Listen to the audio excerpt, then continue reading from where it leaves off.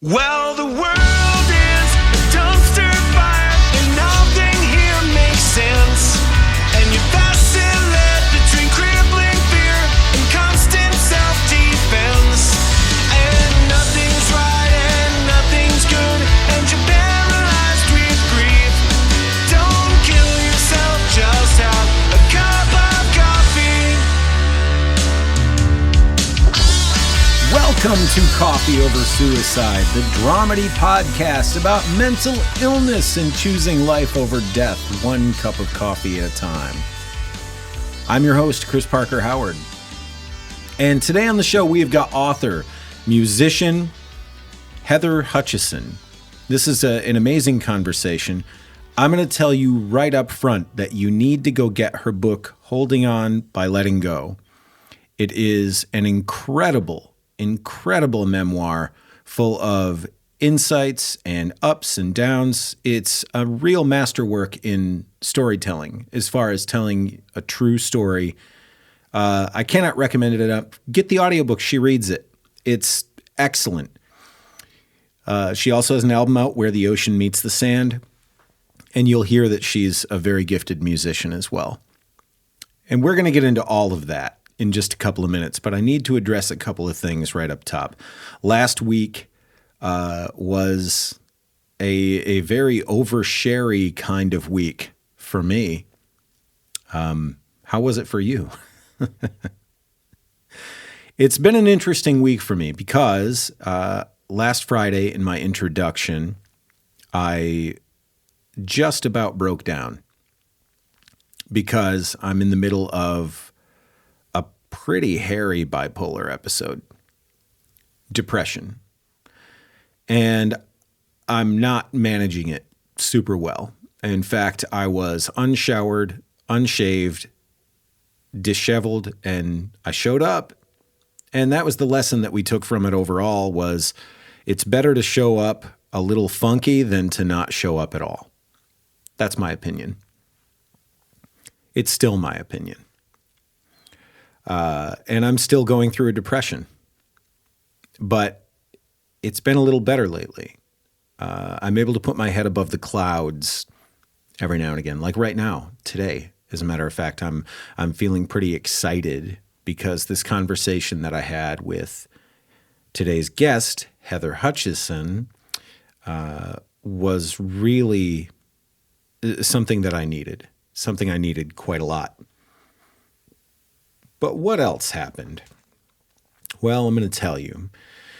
On my personal Facebook page and my Instagram on Indigenous Peoples Day, which also happens to coincide with National Coming Out Day, I made it known publicly for the first time that I'm a bisexual man. And there's a lot of reasons why I was hesitant to talk about that. A lot of reasons. For one, I pass. I've been twice married, almost 3 times, to women. I've never really publicly been in a relationship with a man privately, but that's a whole other bucket of syrup. And I pass. I got kids. I'm a married dude. I present as straight. In fact, I present as just about whatever you'd like me to. Don't I? I wear clothing that doesn't have logos on it. I have generally conservative haircuts. You'd never know by looking at me what my politics are, what kind of music I listen to, what my thoughts on just about anything are. And so it's pretty easy to project just about anything onto the blank canvas that I put out to the world. So why would I put that out there, especially when I grew up in a world where bisexual chicks are hot and bisexual dudes are fags that need to be killed? That's what I grew up with. That my own friends had these kind of thoughts. So why now? I mean, it's relatively safe for me. I mean, I could have just stayed hidden for sure. Why wouldn't I? I'm 45 years old, but I mean, it kind of occurred to me that there are a lot of people in my life who I've watched come forward with a truth that was going to make their life more difficult. And I found it to be very brave, but secretly also felt that's very scary. I could never do that. But here I am doing that exact thing.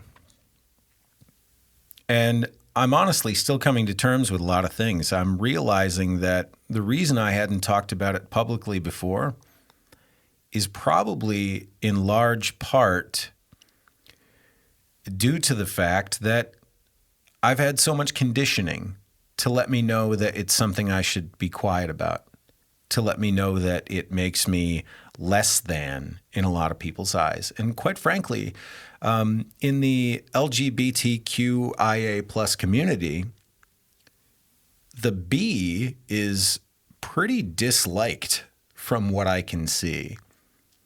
People talk a lot of smack about bisexual people. It's kind of bizarre. That's another B. I don't quite understand it. I don't get it, but it definitely made me feel like this is something I should be quiet about because there's no love anywhere for bisexual men. There's no love. It's something that nobody wants. Nobody wants to see that. Nobody wants to hear that. And maybe that's why I think it's important for me to say something now. Because I have always sort of considered it a part of my identity as a human being, but I've considered it a part of my identity that I wasn't comfortable presenting out of fear, out of danger. Now, you want to talk about brave? Because I do. Let's talk to Heather Hutchison. This is an awesome conversation, and I cannot wait for you to read her book. Holding On by Letting Go, a memoir, and Where the Ocean Meets the Sand. She's recording a new album in the studio as we speak. Ladies and gentlemen, enjoy the great Heather Hutchison.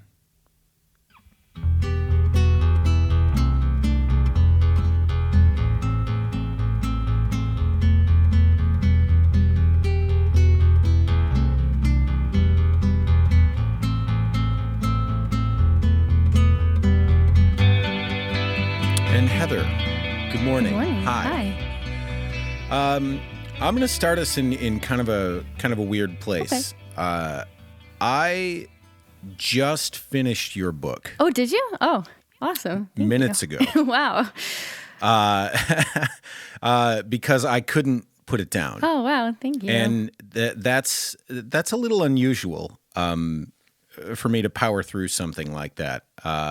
Because I got it yesterday. Oh, holy crap. Yeah. And honestly, it spoke to me in a way that honestly no other piece of writing has. Oh, wow. As far as your story, I felt such a kinship with you on so many levels. And so I might even be just a little overwhelmed at the moment. Because the book ends in a place that is pretty fresh. Yes. I mean, probably not even completely healed over. No, exactly. So let's try to jump right in. Can you tell me a little bit about yourself? Yeah, so I'm a singer, songwriter, and author. I have 3 albums out so far. I'm actually working on another one like today as we speak, so that's pretty exciting. And I just released my memoir, Holding On by Letting Go, which kind of chronicles my life as a blind person in Canada and Latin America, and kind of on the same vein, along the same vein, kind of this alternative theme of my mental health struggles over the years, which culminated in me being hospitalized for psychiatric care during the beginning of the COVID-19 pandemic. And that's crazy. Yeah, was. That is so much. There are about 1 million things in the book that really struck me that I was completely unaware of. And we're going to jump around all over the place. Cool. And so I think that people will definitely want to get the book, definitely check it out. It's a must read for absolutely anyone. And the music is great too. I checked out the music days ago because I'm a musician myself, so I always like to check out musical artists. I love to have music people on the show because there's a dialogue that music people have that other people don't, I think. I agree. So, it's true. Yeah, this is going to be fun. So one of the stories that really popped out at me, because having been friends with, I guess, what we would call disabled people throughout most of my teenage years, I would hear things all the time about, people trying to help in sort of condescending ways and stuff like that. And it kind of taught me not to do that, because it's sort of an instinct, I guess, that we're taught, we're the default. And so, anybody who, like you mentioned, sighted people versus blind people, or even, partially sighted people. And sighted people don't think of themselves as sighted people. They think of themselves as people. Yeah, yeah. And that's a very weird thing that isn't discussed very much. But one of the things that really struck me was you were talking about it being at a curb, at a crosswalk, and two guys standing next to you and telling you it was okay to go. And then a bus went by. Yes. That is shocking. Yeah, yeah. And yet kind of not surprising if you've dealt with humanity. Exactly. Yeah, I think I said in the book, luckily I had little enough faith in humanity to not pay attention.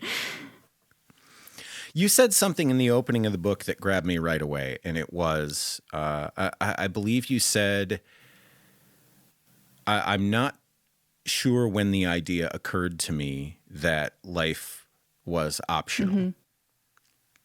And that really hit the nail on the head for me. I grew up kind of in a similar fashion. I was a little kid when I discovered my fun suicidal ideation, and it's kind of stayed with me pretty much my whole life. And there are a lot of things about it that I find funny now. There's like dark humor involved in all of that. And I imagine you've got some moments as well. There were some moments in the book that were pretty hilarious. I mean, that story, it's dark, for sure.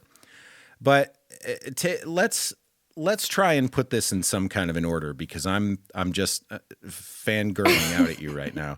And so let's do this. So you said that you grew up in Canada.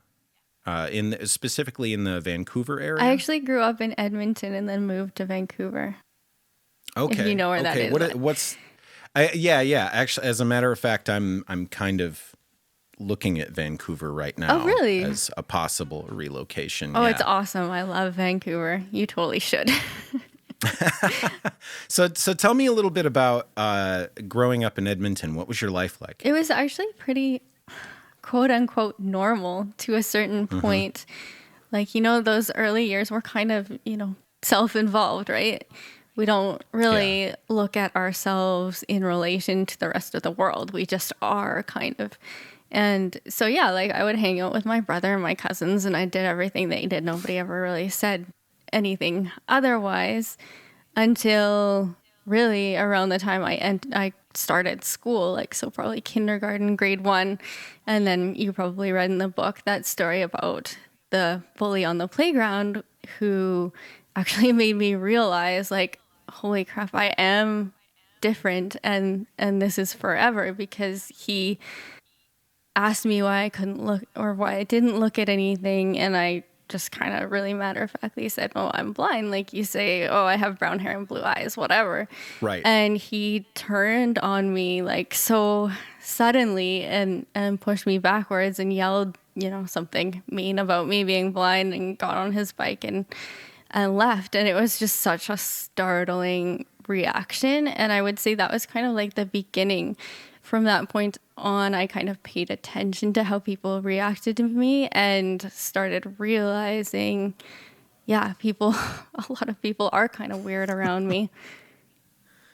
That has to be a strange thing to deal with, because it would be, I mean, it's like you said, it would be like someone suddenly discovering their eye color was something that could get them hurt. Yeah. That's got to be informing all of your relationship dynamics moving forward. Mm-hmm. Once you know that the world is capable of violence for something that means something very different to you than it does to them. Yes. Are there things that you encounter on a pretty regular basis still? Yeah, for sure. Probably not, well, obviously not the playground bully variety, but right. Yeah, like people come up to me, when I'm out buying groceries and just be like, oh, what's it like to be blind? And it's like, well, what's it like to be sighted? Like, how do you possibly answer that question as you're standing in front of the apples in Safeway or whatever, like, is impossible. Or people come up to the people I'm with and be like, oh, you're such a saint for taking care of her and stuff like that. And it's, so it's a challenge. It's challenging for my loved ones as well, because they are exposed to it as well. Well, and because it's not your job you're not on this earth to teach people about blindness. Yes, exactly. And I think people forget that, and that we're just regular people, and sometimes we just want to buy our groceries and go home. Or like when I was in university, I'd be studying on the bus, and people would interrupt my studying, cramming for this exam that I had to take in an hour or whatever, and like want to know about my life as a blind person. And I'm like, I have to take this, like, I'm living a life here. I'm not here to, inspire you, or I don't know if you've heard of like inspiration porn. Yeah. Yes. Yeah. So that sort of thing, or, like I'm just trying to live my life the same as anybody else. And I don't want to be, I think these interviews and the book and stuff like that are awesome opportunities to educate people, but I don't want to be on 24/7. Right, exactly. That's a thing. I mean, if anybody met me out in public and they would want to talk to me like I'm their therapist, it's, like let's not go there. For one, I am not a licensed therapist. I'm your buddy. I'm just I'm a golden retriever. That's it. Like anything you get out of the conversation with me is probably something you already had in you. But I want to talk to you about something else. I want to actually get into the music a little bit. Tell me a little bit about how you got into music. Yeah, so I actually started piano when I was 5, and I was like a super terrible music student. Like my piano teacher hated me because I didn't want to play like anything that was in my books. I just wanted to like learn songs on the piano, and I was already kind of making up my own like stupid songs or whatever. And so I actually quit piano after not too long, but then I got to my teen years, and that isolation started to be more prominent, and I started sitting back down at the piano and started composing my own songs, and actually went back to piano lessons so I could learn to accompany myself more efficiently, I guess. So yeah, it was kind of this, like, I would sit down at the piano and I would write about how I was feeling, and then the feelings actually made more sense. So I wrote a couple songs, then I went into a music competition that was for our region, and in the finals, I actually met a producer backstage. He was on the panel of judges for the competition, and he was like, oh, I liked the song you sang. We should talk about doing some recording. And I, cool, but I wasn't going to let myself believe that it was going to actually happen. And then, 3 weeks later, we were in the studio recording. So it was like so crazy to go from like the high school band room to the recording studio in like 3 weeks. Yeah. Yeah, because that's a very different environment. Yes. Yeah. I knew nothing. So, yeah. Well, and it sounds like people were pretty patient with you as you kind of figured it out, or were you in there just sort of like, no, yeah, I know, cool, it's cool. Yeah, no, whatever. They were so awesome, and it was, I had a lot to learn, but it was also kind of like coming home, like finding this place in the world that was safe, and people just treated me, like even like all these seasoned professional session players would just come in and they just treat me like a girl who liked music. Like they weren't weird or anything. And so, like it was just, I had a lot to learn about the ins and outs of the studio and, the lingo, how that all worked. But at the same time, it felt like I'd never really been anywhere else. Yeah. And learning to play with other musicians versus playing by yourself, the collaborative skill that it takes. Yeah. That's a whole other thing, and you had to learn that pretty quickly. Yes, it was very fast. So tell me a little bit about how that's had an impact on your mental health as far as music goes. I mean, what does it offer you? Because it can be a number of things. I mean, there's a lot of people have this idea that all creativity comes from suffering of some kind. Yeah. But I don't think that's true. I think that suffering can lend itself to a creative person finding something to do with that suffering. Yeah. But it's usually something more along the lines of a skill you develop and a muscle you learn how to flex to be able to get your thoughts and ideas across. What has that been for you? Yeah, so it's always been such an outlet. It's always been a way for me to connect with people as well, because, as I'm struggling as a teenager, my first album came out when I was 16, and I would be playing these shows and people would come up to me and be like, this song really spoke to me because this happened to me. And so it's just that human connection, I guess, that was, so like I would be figuring out how I was feeling in the songs, and then I would be getting this human connection of like, oh, hey, like I'm not alone. Other people are feeling this way too. But I would say like, yeah, you talk about creativity and suffering. When I'm at my worst, I'm not playing music. Like people are like, "Oh, you're probably like writing so many songs." I'm like, "No, like I'm just trying to make it through the next 5 minutes. I'm not writing songs." Like at the beginning of the pandemic, a lot of people, like a lot of my friends and colleagues they'd do these like Facebook Lives or whatever and like share these new songs of like hope and inspiration and things caused by the pandemic, and that was not me.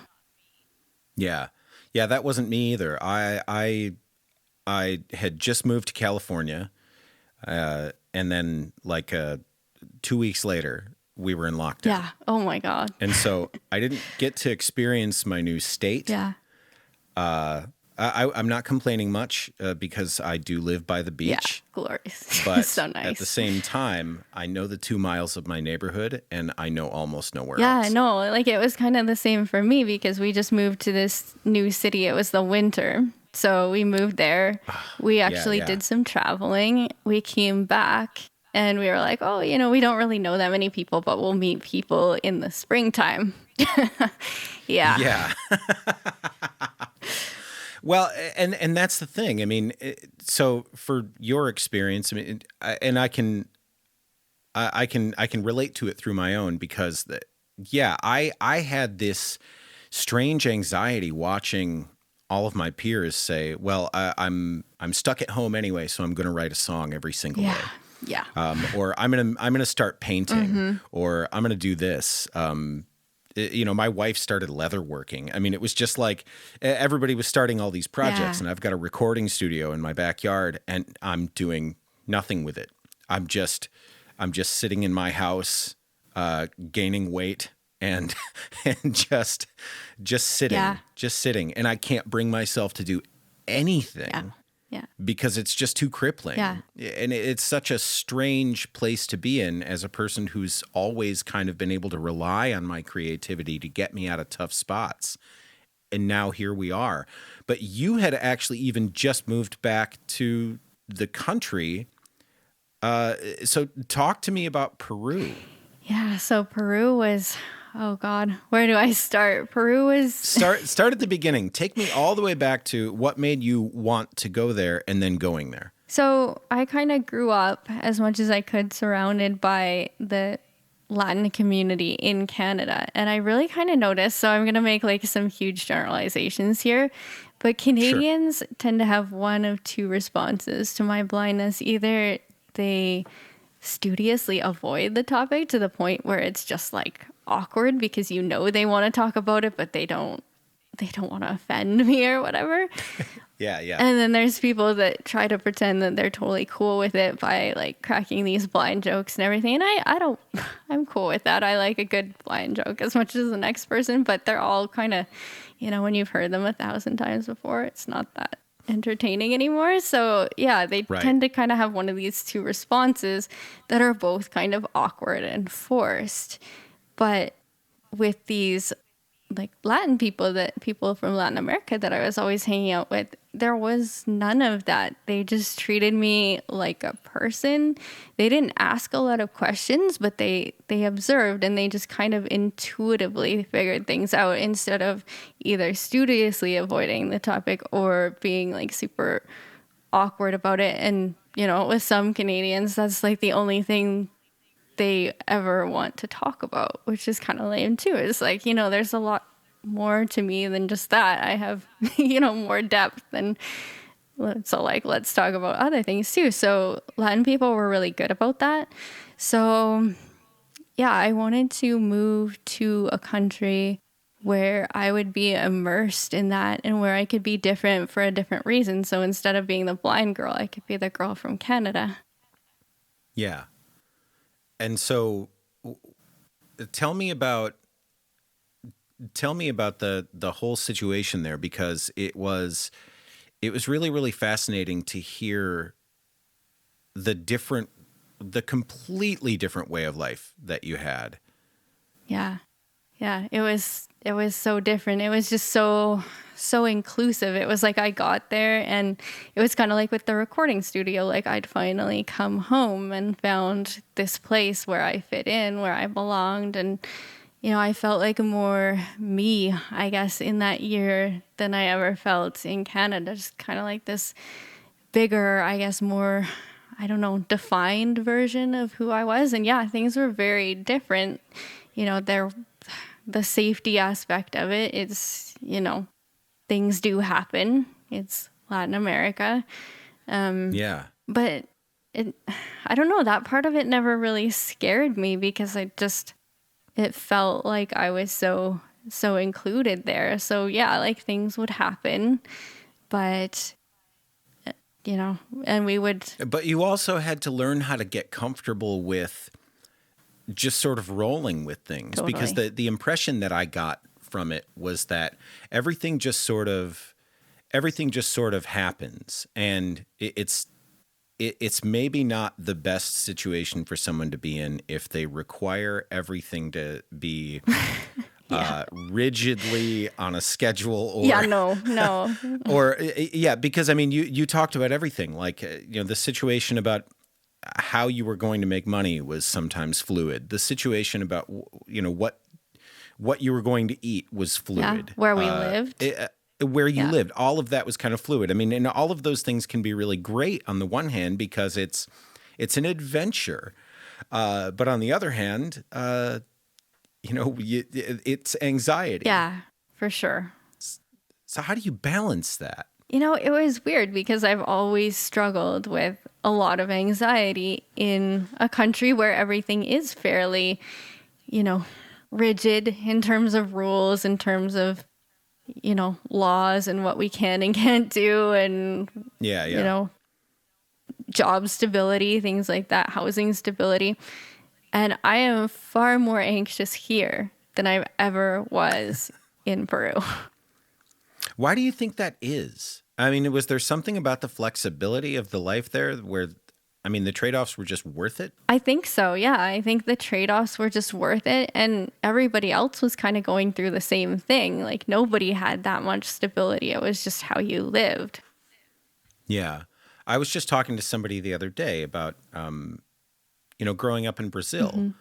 And her remembrance of it was very similar to that.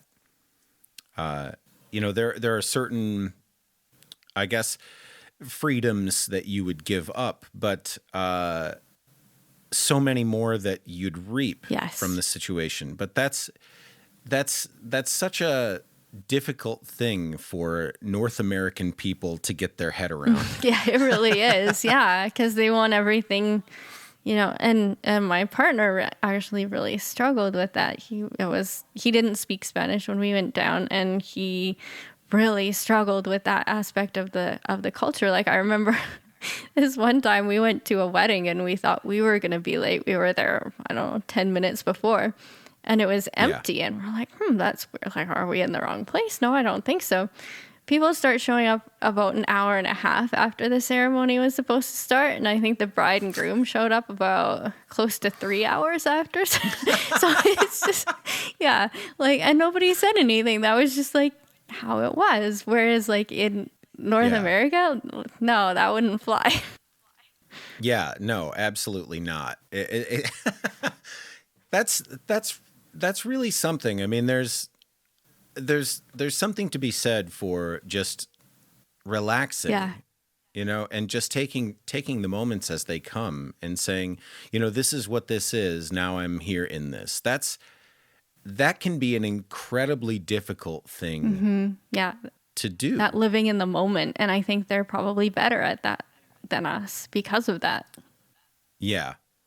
Yeah, our moments are definitely pre-planned and scheduled and tight. And that's something that I've been struggling with as well, trying to be a little more spontaneous with those things. But even then, sometimes I catch myself trying to schedule that spontaneity. Mm-hmm. And it's like you just... it kind of defeats the purpose. Yeah, exactly. Not so spontaneous if you schedule spontaneity. Yeah, I know. But, baby steps, Yeah, totally. Yeah. Got to start somewhere. So talk to me about your experience with suicidal ideation, because I have some curious spots on that, because I read the book and I think I understand quite a lot about where you're at with it now, and maybe even where it came from. But I do have some kind of specific questions that I'm curious about. And one of them being, is this something that do you think is situational, as far as like situations brought it on and you've been able to take yourself out of it? Or is it something that you still think about, like as optional? Yeah, it's definitely still something I think about. And I think recovery from, whatever it is we're trying to recover from, it's not like this finish line. It's more of like a choice you make every day. So like I would be lying to say that it doesn't come up, because it does. I think what we kind of learn are hopefully the tools to deal with it, to recognize when it's happening, to kind of head it off before it gets to the point where you can't do anything about it. I think that's what, we're learning to live with it, not really to get better, I guess. Yeah, that's, I mean, that's everything. Yeah. The very idea of kind of having this thing that's always there in your back pocket. Yeah. It's strange because in some ways for a while there that actually kept me alive. Yeah.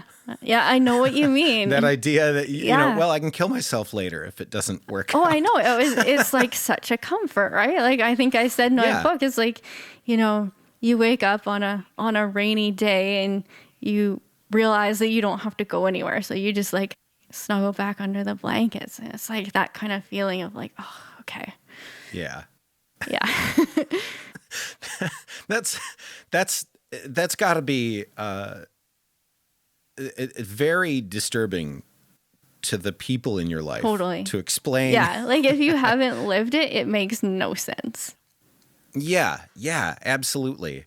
I think that's why it's important for us to be able to have these conversations Yes. kind of publicly and take that stigma out of it because, I mean, yeah, it is an option, but the idea is to kind of see it as, you know, well, I mean, so is skydiving naked off the top of a building. I mean, it's just, you know, yeah, it's technically an option, but it's not likely. Yes, exactly. And those are two very different things.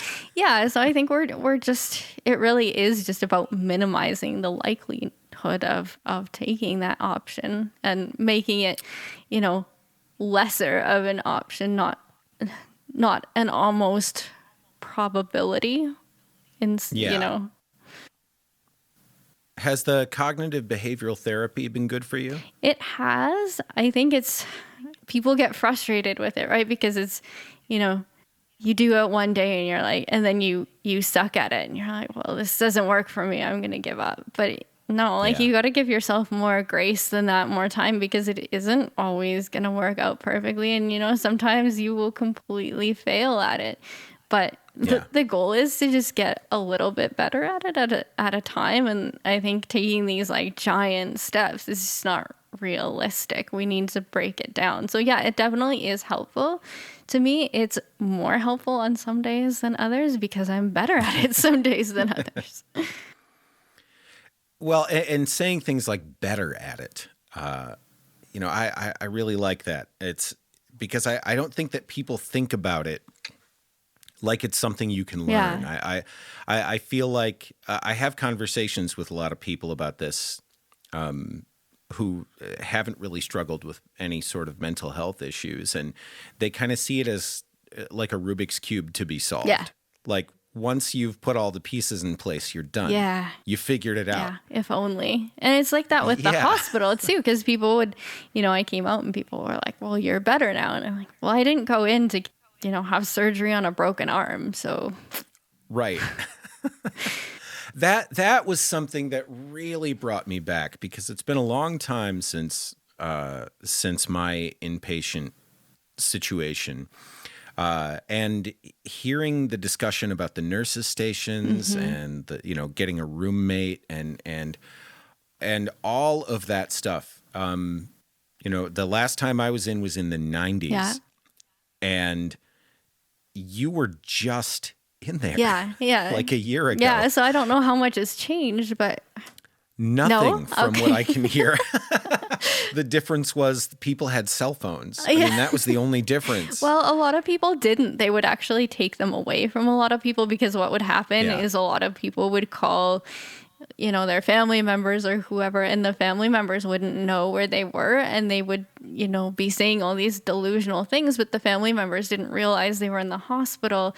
So, you know, it can be pretty scary to get a call from somebody who says, you know, everyone's after me, they're trying to kill me, but what's really going on is they're actually in the psych ward.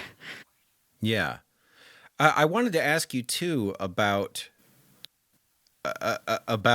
your particular situation there, because there were a lot of things that you said that I completely related to, but there was something in there that I had a real curiosity about, and it was this idea that you were pretty well open to the idea that there was work that you were there to do, that it wasn't necessarily you were there for them to do work on Yeah. you.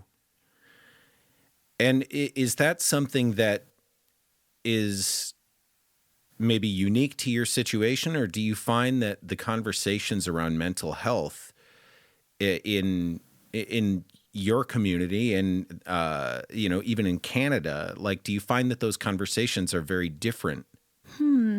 I think, yeah, I think a lot of people have the attitude, well, even, a lot of the people there have the attitude that, they're just going to sit back, relax, and somebody else is going to fix it. And, those are the people that don't get better because you have to do the work yourself. Nobody can do it for you. Yeah, but where did you first get that awareness?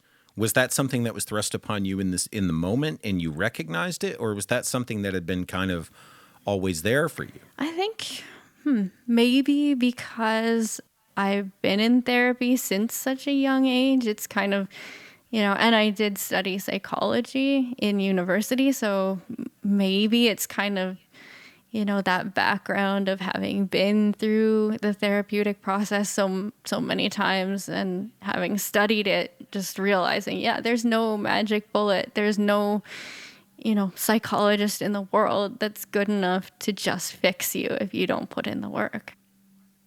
Yeah, absolutely not, because it requires you to make changes. Yes. I mean, the best psychologist in the world is only going to know their training. They're not necessarily going to know what's in your mind, especially if you're not being honest. Yeah. We're completely honest. Yeah, that's There's another a lot thing, of things too. that you've got to do. Yeah. So, but being honest about those things and even being completely open and vulnerable like that. What were the mental health conversations that you had growing up? Like in terms of like with family and community sort of thing? Yeah. What was your perception about conversations around mental health issues? Like people, like the very concept of someone being depressed and needing assistance. Yeah, I think, well, I hope it's getting better. I don't know. But like for me as a kid growing up in the 90s, it wasn't really talked about. I remember in junior high kind of getting this list of like, oh, somebody might be suicidal if A, B, C, D.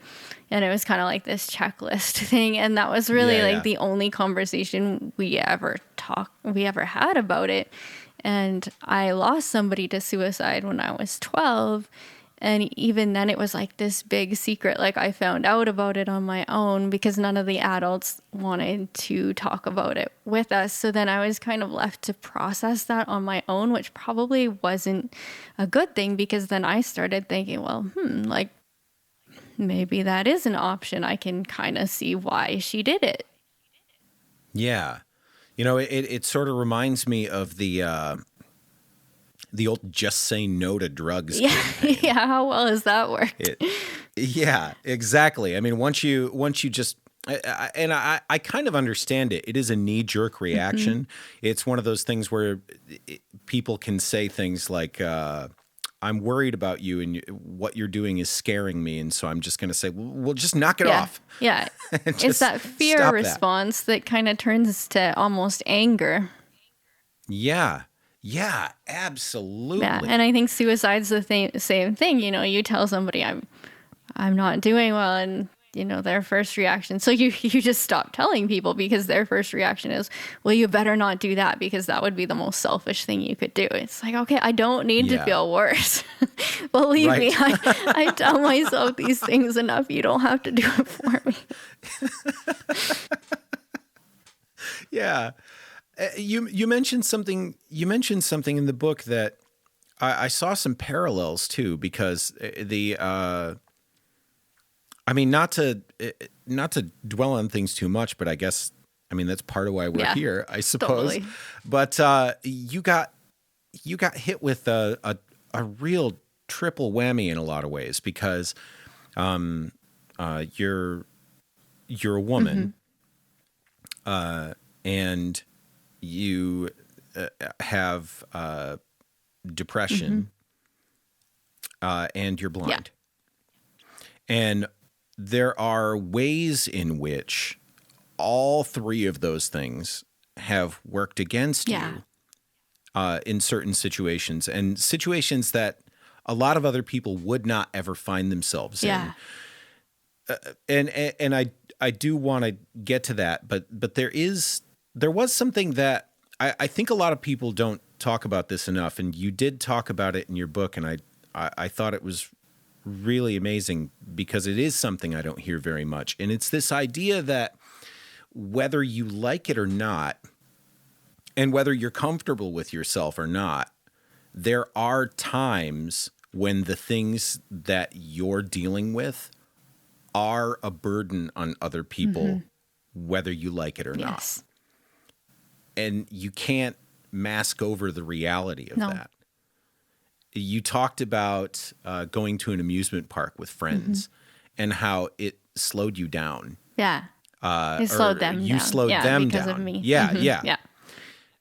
That's kind of a there's a lot of similarities to mental health issues there too. Yeah, absolutely. Where there are times when you absolutely can be like a burden on other people. And that doesn't mean that that's not okay. I mean, that's part of the human contract. But I think we have to start changing the dialogue around what that means and really start engaging people's empathy in those situations instead of expecting. We have to change things. Ultimately, is what I'm getting at. But tell me a little bit about how you would reconcile those feelings, and do you think that has any of that ever been a factor as far as how you see yourself? Yeah, definitely. Like for the blindness part of it, I think, and the mental health, like it all just kind of ties into this feeling of being a burden. And, people will be sad if I'm not here initially, but in the long run, it's going to be better for them. So that's kind of how I justified, people have this knee-jerk reaction of like, oh, it's selfish. But to me, it was kind of this strange act of altruism, I guess. Like, I'm going to do this. I'm going to leave for you because you won't leave me and I'm being a burden to you. Yeah. Yeah. Was there ever a time when you were younger, because you were born with blindness? Yeah. Was there ever times when you were younger, as you were growing up, that it would it would make you feel like you wish that you hadn't been, or the temper tantrums that you have when you're a child about something that you cannot change about yourself? Yeah, no, totally. I think, even with school, like I would go to my new high school, last year of junior high, for orientation and stuff, and all I would ever hear is, oh, there's not enough money for that. So then my mom would have to, fundraise on her own and do, she was working, she was a single parent, she was going to school, and she had this extra responsibility of, fundraising and advocating so that I could have my equivalent of a pencil and paper. Yeah. Yeah, it's such a funny thing. I'm a parent myself now, and I've gone through some things with my kids, and that's their story. So I'm always very careful about only telling my part of it. But there have been some struggles and some situations that they've gone through that required some additional support, some additional effort. And it was one of those things that I just kind of looked at as, all right, that's what it is. That's the reality. So I'm just going to handle it. And it's funny in a way that I was able to engage that part of myself to recognize that it's just one more thing. Yeah. It's just another thing. And yet I can't recognize that in myself. Yeah, it's so true. Yeah, absolutely. Like we're all a burden, I think, in quote unquote, in different ways. Yeah. But we excuse it in other people and we don't ever let ourselves off the hook for it. Yeah, but it is a conversation. It's a thing that can be difficult to explain. This idea of, we like to overreact to things and tell people, "Oh, you're not a burden. You're not a problem. What you're doing is not a problem." When I think that there are times when it might be necessary to say, "No, this is a problem, but I'm here for you in it." Yeah, absolutely. Or this is hard today. Yeah. And you can have that moment in solidarity. Yeah. Like, were there ever moments that you had with your mom where it shined through and you were able to actually talk about it? Yeah. Yeah. I think there were times, probably more when I was younger. And, the emotions are closer to the surface. You don't really hold your cards so close, right? Where, I would come home from school and such had happened on the playground, or somebody stole this from me, or, they like to steal my cane, things like that, and then not give it back to me for the rest of the day to see how I would do it. So like stuff like that. And I would come home and I would just be like, I don't want to do this. And I think for her, I think, there were days she probably felt the same way, but she was just trying to be a support for me. But I think I realized that it was hurting her. So, less and less, I would just kind of held it, kept my cards close, kept it to myself.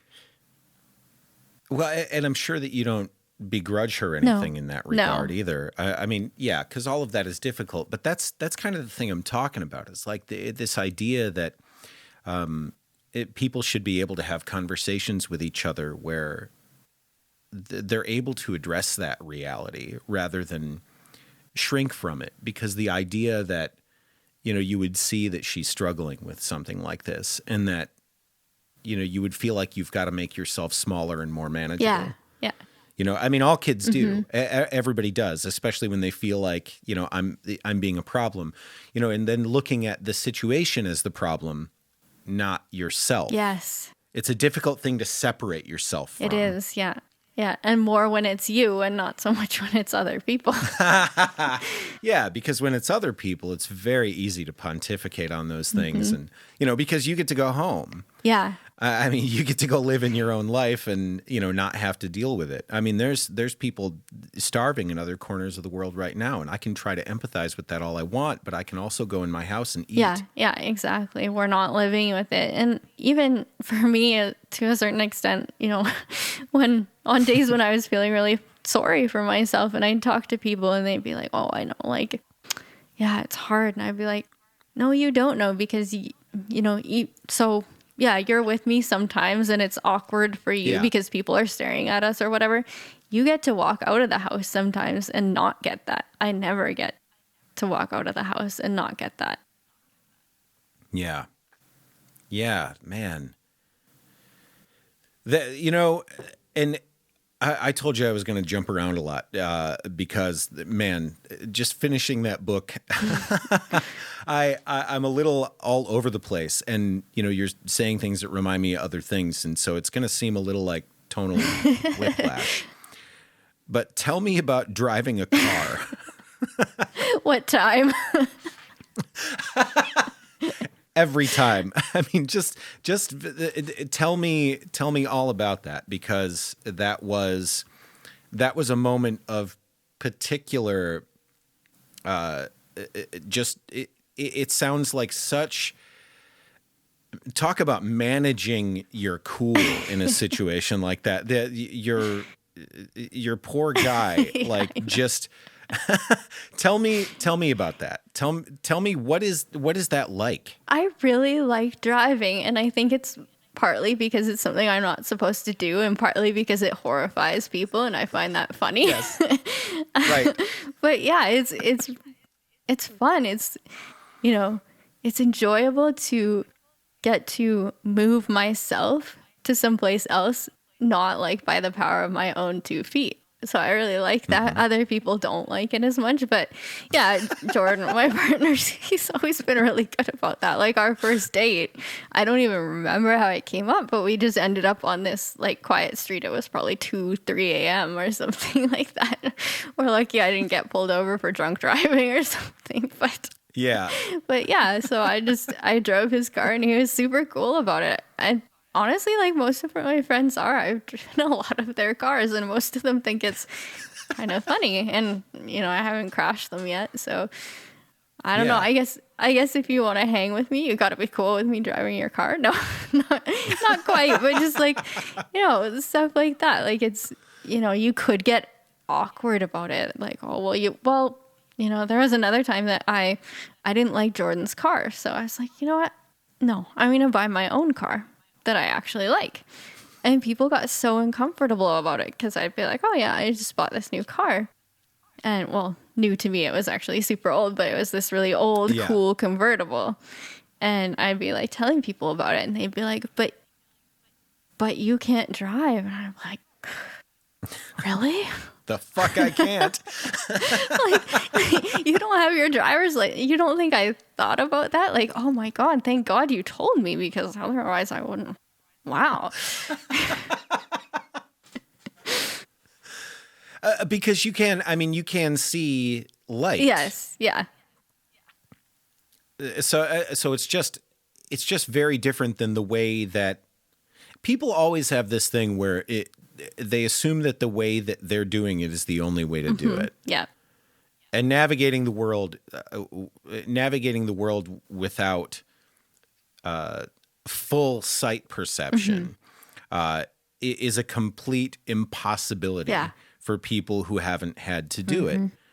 You know, like you said, people would say to you, I would kill myself if I couldn't see. Which is, you know, a very weird backhanded compliment, but it's really terrible. Like there's no good reason to say that to anybody ever. I mean, you could just say to them, you know, why wait? That's actually really funny that you came up with that because that was totally like my response and that I would think about. And I almost wrote that in the book and I was like, no, I can't. That's going too far. That's too dark. But yeah, that's always what I think. Well, what are you waiting for? Yeah. I mean, you don't have to wait for that. Exactly. Hurry up. I'll give you some tips. Yeah. Well, I mean, all of this, even though the fact that you're a person who gets behind the wheel and decides to drive once in a while, that is, I mean, that's the perfect culmination of the kind of person that you are, especially, you know, this agreement that you've made that you're willing to trade safety for life. Yeah, which is kind of Peru, I guess, too. Yeah, completely. I mean, if you look at it, the things that you've chosen to do, the situations that you put yourself in, it's like, yeah, there may be some harm here, but I'm not going to not do something because of maybe. Yeah. I mean, I could live in a bubble, but what kind of life is that? Like, I'd rather run that risk and enjoy life than sit in my house in this bubble because maybe. Yeah. Now, see, that right there, that is the very definition of bravery. And bravery is a thing that is kind of tough to access. It's a thing that I think that people don't often associate with someone who's had suicidal feelings. Yeah. But I think that those two things are kind of intertwined in a lot of ways because it's sort of the way the mind is able to expand beyond what would be the rigid confines of your upbringing and your teaching and your social conditioning. Yeah. It's being able to see things outside of that and go, no, I think I see some other things. And that can be to your detriment. Yes. But it can also be used as a positive and manifest itself in bravery and being able to go out and do things and be places. I mean, just the very idea of getting on a stage and playing music in front of people, that's terrifying to some people, but it's completely freeing for others. Yeah, that freaks a lot of people out. They're like, how do you do it? And it's like, well, you just do. I don't know. So talk to me a little bit about performing, because this pandemic has been really rough for all of us who like to, torture ourselves by getting up in front of people. Not having that creative outlet, where are you at with it now? Are things starting to open up a little bit? Have you played any since things have started to open up a little? Because things are a little more restrictive still there. Yes, they are. Yeah. So things are opening up. There are like small venues that are allowed to have live music. I haven't actually played live since the pandemic because I've kind of been, the book came out and then I've been writing songs and actually working on a recording. So I'll, think about the playing live part later. But COVID, in a way, for me, was actually kind of a blessing in that way because I was already really struggling before COVID. And the more I struggled, the less I wanted to play live. So I remember there was this one show I was doing a couple months before COVID really started, and it was freezing cold. It was a festival. It was, nobody was paying attention. Nobody gave a shit whether I was there or not. Yeah. And I didn't give a shit whether I was there or not. And I was just really going through the motions, running on autopilot, just playing these songs on autopilot. And then I kind of went to myself, you don't have to do this. And it was such a relief. And so I think COVID was kind of like this necessary break that I needed because, the industry has changed so much. Even since I started, and, probably not in a good way. So I kind of had to get my head around that. And I think I couldn't while I was playing live. And I think I've more made peace with what music looks like now. But at the time I was really kind of still living in the past where, even live shows now, they've changed so much. And there's this, nobody buys merch really anymore. So there's that, not only that revenue stream is gone, but that connection is almost gone, where you're not really meeting people at the merch table anymore and stuff like that. So it's kind of like, why am I doing this? I could do this at home in my pajamas for myself. So yeah, I think it's been a big adjustment for me. So I think having that time to really reflect on it during COVID when nobody was performing was actually a positive for me. And I think I can go back into it with a little bit more acceptance of how the industry is right now and not necessarily how I want it to be or living in the past, how it was. I cannot wait to hear what you've got coming. As we're winding down here, I want to do something, and let me know if you're cool with this, because here we are in this situation where we're putting ourselves out there completely, talking about the struggles that we've got and things like that, with the idea that it's going to help some people. And I wanted to know if you could tell me just a couple of the biggest things you wish people would stop doing when they notice you're blind.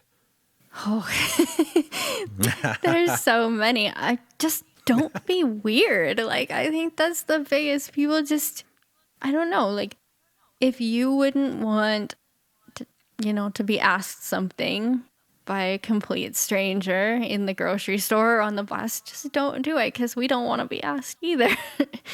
And just, we're just people, some of us are nice, some of us are assholes. So, it runs the gambit of everything. And I think people either view us as these perfect, inspirational people who don't do anything wrong, which is a lot of pressure to be under when you're you leave your house and it feels like you're always on, which is really unfortunate. Yeah. And I just wish people could see that we're just people and we have our bad days and we can be assholes and all the rest. Like, we're just people. I think I really liked like the movie Ray, like about Ray Charles. I watched it and I was like, yeah, because it actually showed him like doing bad things, and it was like so refreshing because usually Hollywood's impression, I guess, or depiction of us is like these perfect people doing perfect things, or we're completely useless. It's like one or the other. You're either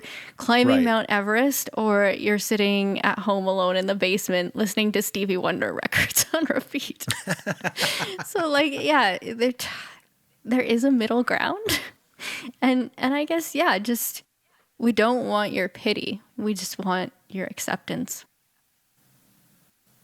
Well, I could talk to you forever.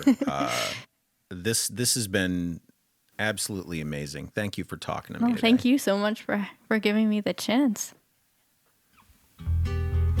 And there you have it, the amazing Heather Hutchison.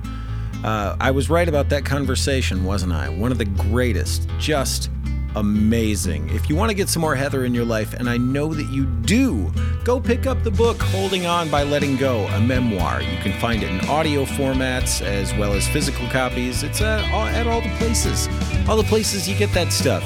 And if you want some music, Where the Ocean Meets the Sand is out now. It is her most recent album until the next one comes out. And if you want to know when that's going to be, stay in touch at heather-hutchison.com, where you can find out all the news for what's happening with her. I'm Chris Parker Howard. I'm on all the social media, Coffee Over Suicide. You can find me all over the place. And until next week, don't kill yourselves out there.